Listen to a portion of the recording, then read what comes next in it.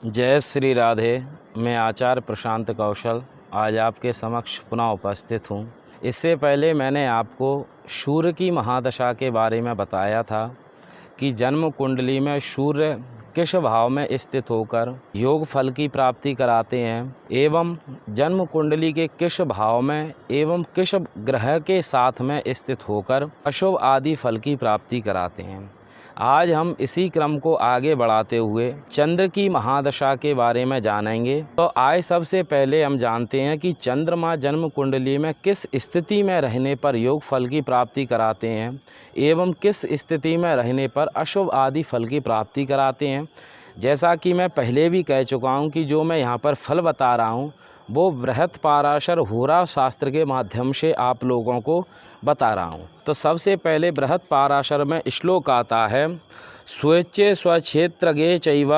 केंद्रे लाभ त्रिकोणगे शुभ ग्रहेण संयुक्ते पूर्णे चंद्रे वलैर्योते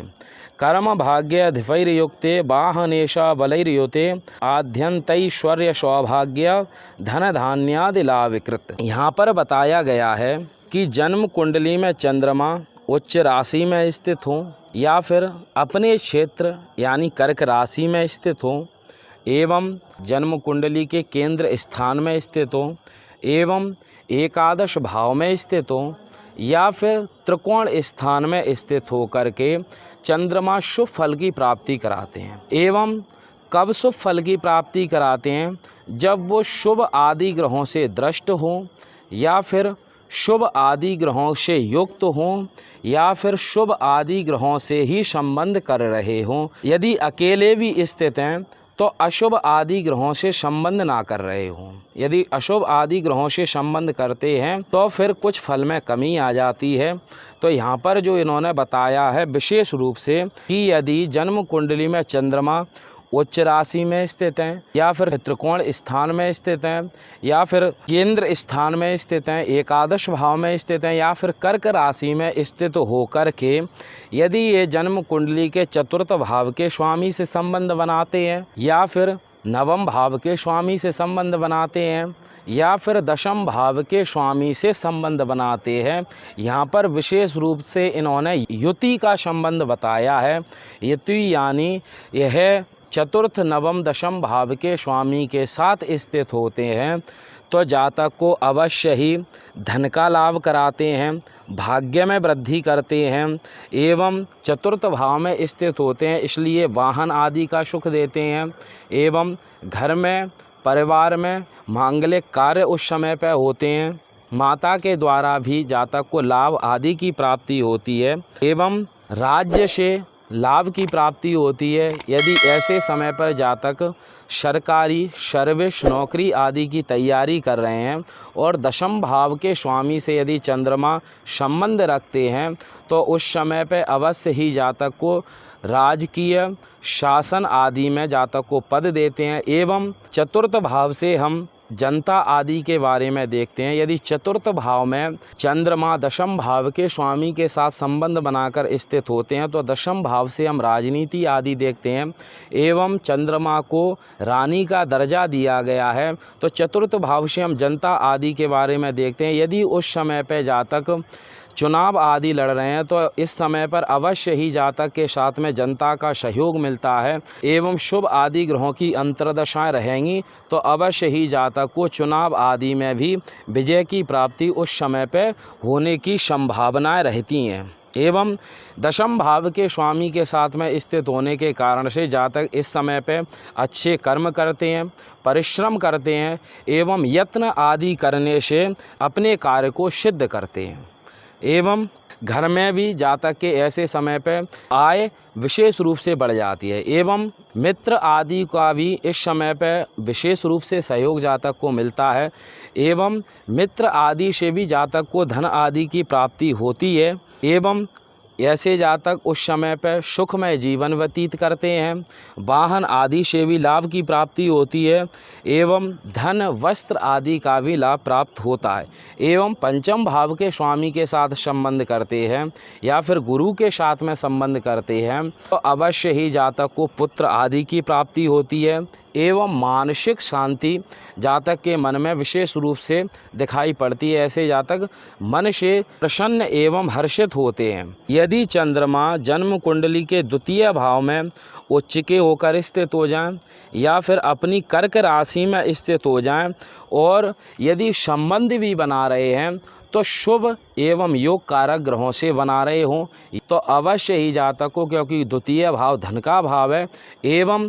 चंद्रमा लक्ष्मी के कारक हैं, इसलिए उस समय पर जातक को धन आदि की प्राप्ति होती है, भाग्य में वृद्धि होती है एवं राज्य आदि से सम्मान की प्राप्ति होती है। यदि ये किसी पद पे हैं तो इन्हें राज्य से सम्मान आदि की भी प्राप्ति उस समय पे होती है। यदि जातक उस समय पे विद्यार्थी हैं तो द्वितीय भाव से हम विद्या आदि के बारे में भी देखते हैं, प्रारंभिक विद्या आदि के बारे में, तो अवश्य ही जातक को अच्छी शिक्षा की उस समय पे प्राप्ति होती है। एवं घर कुटुंब परिवार का भाव है तो अवश्य ही घर कुटुंब परिवार में सामंजस्य रहता है एवं घर परिवार आदि में भी सुख एवं शांति होती है। अब इसके बाद में हम इसी के विपरीत समझें कि यदि चंद्रमा द्वितीय भाव में नीच राशि में स्थित हो या फिर क्षीण चंद्रमा हो या फिर षष्टम अष्टम द्वादश आदि भावों से भी युक्त हो तो अवश्य ही जातक को उस समय पे धन भाव होने के कारण से धन आदि की हानि कराते हैं, परिवार में कलह करते हैं, मन में असंतोष पैदा करते हैं एवं मारक ग्रह होने के कारण से कुछ शरीर में चोट आदि या फिर स्वास्थ्य आदि की भी हानि उस समय पे चंद्रमा करते हैं। जब मारक या पापी ग्रहों की अंतर्दशाएं आती हैं उस समय पर। अब इसके बाद में यदि तृतीय भाव में चंद्रमा बलवान होकर स्थित होते हैं, तृतीय भाव तृष्णा स्थान है, शुभ ग्रहों को जाना अशुभ नहीं माना गया, तो कभी कभी जातक को सुख एवं धन की भी प्राप्ति कराते हैं। यदि इसी के विपरीत यदि अशुभ होकर स्थित हों, निर्बल होकर स्थित हों, तो अवश्य ही उस समय पर जातक को मानसिक तनाव देते हैं एवं जातक को जड़ यानी बुद्धि को विपरीत कर देते हैं। उस समय पे जातक अपने सोचने विचारने की क्षमताओं को खो बैठते हैं एवं नौकर आदियों से भी पीड़ा देते हैं एवं धन की हानि कराते हैं एवं मातृ कष्ट,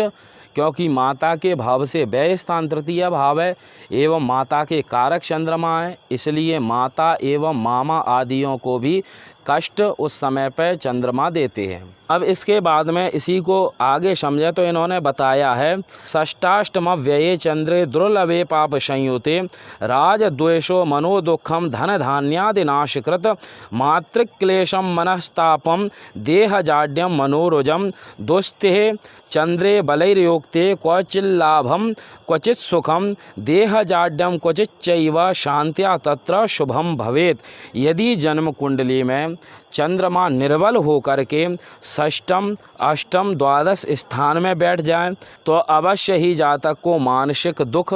मानसिक कष्ट, मानसिक रोग एवं धन धान्य की हानि उस समय पे करते हैं, माता को कष्ट देते हैं एवं ऐसे जातक कुछ गलत कार्य करके मन में पश्चाताप करते ही रहते हैं। इसके अलावा शरीर में पीड़ा देते हैं। षष्टम अष्टम द्वादश भाव में स्थित होते हैं तो अवश्य ही रोग, शत्रुओं की वृद्धि करते हैं एवं कई प्रकार की मानसिक चिंताएं एवं समस्याएं देते हैं। हर तरह से शरीर से, धन से, आय से, इस प्रकार के कई समस्याएं जातक को उस समय पर देते हैं। और इसी के विपरीत यदि बलवान होकर के षष्टम अष्टम द्वादश भाव में स्थित चंद्रमा होते हैं तो जब योग आदि ग्रहों की अंतर्दशाएं आती हैं तो कुछ जातक को लाभ आदि की प्राप्ति उस समय पर कराते हैं। यहाँ पर एक बात मैं बिल्कुल स्पष्ट कर दूं कि चंद्रमा जन्म कुंडली में यदि प्रबल हैं और शुभ आदि भावों में बैठे हैं और योग कारक या शुभ आदि ग्रहों से संबंध करते हैं तो अवश्य ही चंद्रमा जिनके कारक हैं एवं चंद्रमा जहाँ के स्वामी हैं उस फल की जातक के जीवन में उस समय पर वृद्धि करते हैं। और यदि चंद्रमा अशुभ स्थानों में बैठे हैं और अशुभ भाव के स्वामियों से संबंध करे हैं तो अवश्य ही जातक को उस समय पर उन सभी चीज़ों में चंद्रमा जातक को हानि आदि की प्राप्ति कराते हैं। तो आप अपनी जन्म कुंडली में देखें कि आपकी जन्म कुंडली में चंद्रमा किस स्थान में है, तो आप कमेंट बॉक्स में अवश्य बताएं। और इससे आगे मैं आपको बताऊंगा कि मंगल की महादशा का क्या फल होता है एवं जातक को मंगल कब शुभ फल एवं कब अशुभ फल प्रदान करते हैं, तो इसे हम आगामी वीडियो में समझेंगे। तो आज के लिए इतना ही। जय श्री राधे।